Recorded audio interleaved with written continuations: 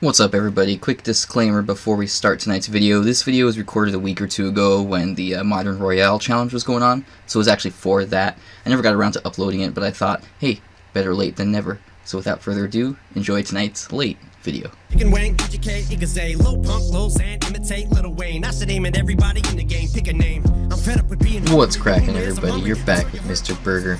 Tonight we're going to be taking a look at the Modern Royale deck that I used to complete the Modern Royale casual challenge that went on recently. And this is just going to kind of be one of those for fun videos where I just, don't have a huge outline and all these strategies and tips that I've, laid out for you guys. This is more of just like, hey guys, check out this cool deck that I completed the challenge with.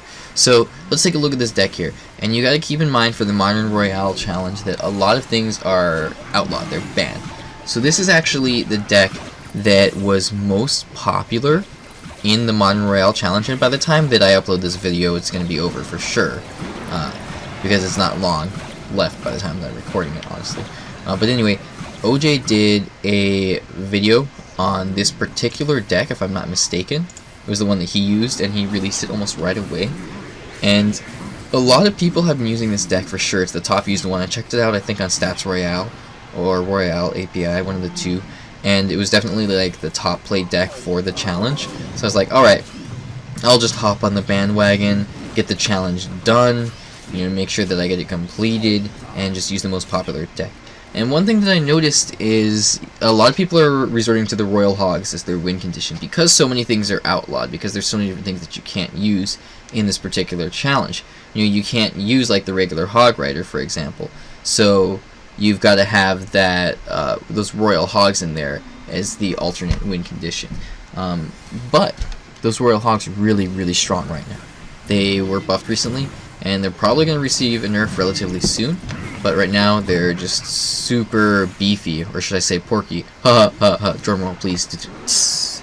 Anyway, after that lame joke, let's get back to the strategies here that I said I wasn't going to talk about.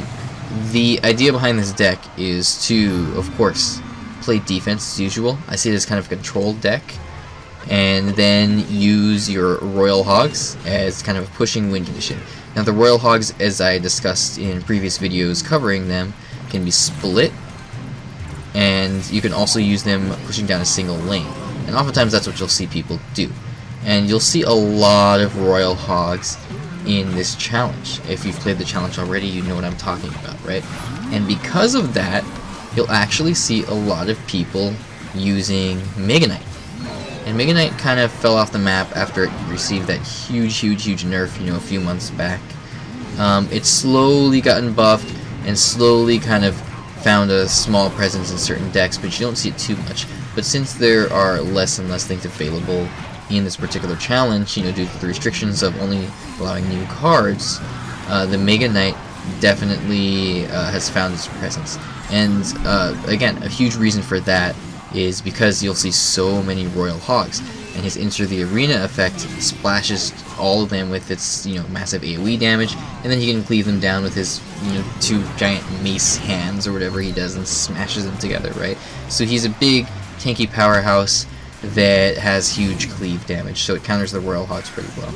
And you'll see oftentimes here I'm going up against Royal Hogs, and I'll often just like giant snowball them or log them, and then use like Zappies or Royal Ghost or something to finish them off. And they do still get a few swings off on the tower, but that works surprisingly well. So the log, did I say Zap? Anyway, the log is what I meant to say if I said Zap. It can do a good chunk of damage to them, and it also pushes them back, buying you more time. And if you got something else slowing them down as well, or doing damage to them as well, it works out really well. So let's go ahead and go through the cards here and explain what they're for.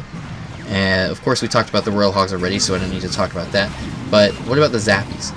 Well, the Zappies, since you don't have too many other support cards available, they kind of play that support role, and you're not going to be seeing so many fireballs because there is no fireball. So in fact you'll be seeing no fireballs, so you don't have that risk of the Zappies just getting completely fireballed to death every time. Now another thing that's really interesting is the usage of 2 light spells.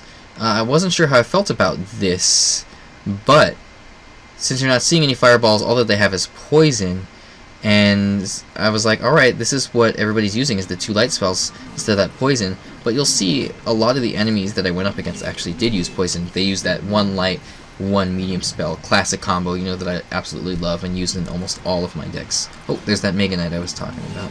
But this deck anyway calls for the 2 light spells, and it works out pretty well. You can support your Royal Hogs with them. If you see enemy bats, which is, you know, generally something that they'll use to counter the Hogs, you can actually send that giant Snowball in to counter those bats, and it one-shots them. Does a good job of that. Next we have the bats, and those are pretty awesome because you don't have so much to worry about countering them. You know, let's see, is Zap available? I think Zap isn't available in this challenge, right, if I'm not mistaken, so you don't have to worry about them getting zapped. You do have to worry about the giant Snowball, of course. Oh man, I'm going to be so embarrassed if I'm mistaken and Zap is available in this challenge. Alright guys, leave me the comments below, correct me if I'm wrong. Anyway, you got the bats, so they play that kind of cycle-y role, but they, you know, actually have a really high amount of DPS. So the bats, you know, they're kind of like the replacement for skeletons in a lot of decks, because they're kind of cheap and cycle-y, but, I mean, honestly guys, they got really solid damage. So if you use them to counter like Royal Hogs or something, especially with like a log, they'll almost completely shut them down. It's pretty solid. Then you got the Royal Ghost. The Royal Ghost does an interesting role.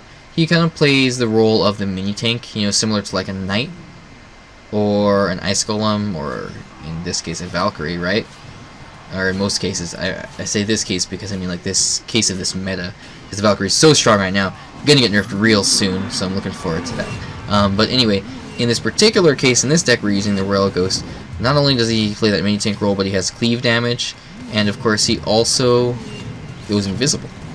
So that gives him the potential to sneak up on a tower and do a good chunk of damage off to that tower without your Royal Ghost, you know, getting countered by anything coming down the lane. I mean, I guess it would be pretty easy to counter him with just about anything that they have, but you'd be surprised. Oftentimes he'll kind of just sneak his way across and your opponent won't, you know, be paying attention to him, and he'll get a few swings off on the tower. Even if he has just a sliver of health left, he'll go invisible and move all the way up to the tower if they don't place anything down to counter him, and get like 1 or 2 swings off. Alright, but generally he is kind of your mini tank, and you can use him to counter support in the back of their tanks as well. Look at that solid comeback there. That's why I wanted to share these replays here. I was able to take out that right tower, and then let's see. Do I take out the left tower here? Yeah, I'm pretty sure I finished it off. At this point I can practically spell cycle. But let's continue talking about the last 2 things in this deck, and that is the Inferno Dragon and the Magic Archer. Now the Inferno Dragon, obviously, do I need to say what the Inferno Dragon's role is? It kills tanks. So you want to use that Inferno Dragon as an answer to all those Mega Knights that you're seeing. But of course watch out for things like the Zappies and the Ewiz, so make sure that you're able to counter those or outcycle those before you use your Inferno Dragon, so that it doesn't just get completely shut down. So Mega Knight is definitely the most common like heavy unit that you're going to be seeing in this challenge, or if you've completed already, that you saw in this challenge, right? So that was the reason that the Inferno Dragon was in there generally, is to counter him. But of course you can use Inferno Dragon on a lot of different things. Pretty much any relatively beefy, relatively high HP solo unit. He does nothing against swarms, of course, but he's, you know, even just use him to counter like a musketeer, well, not in this challenge, but like a magic archer or something, and he'll take it out, definitely. And then of course, magic archer, speaking of which, you have the magic archer in this deck. Now the magic archer is a really fun card, very high skill cap card, one of the highest skill cap cards in the game, arguably, if not the most, right? But he's a lot of fun to play. I really like him, and I'm learning to play him more and more. Once you learn the interactions of him and like the perfect placement of him and stuff, you can, you know, chip away at the opponent's tower.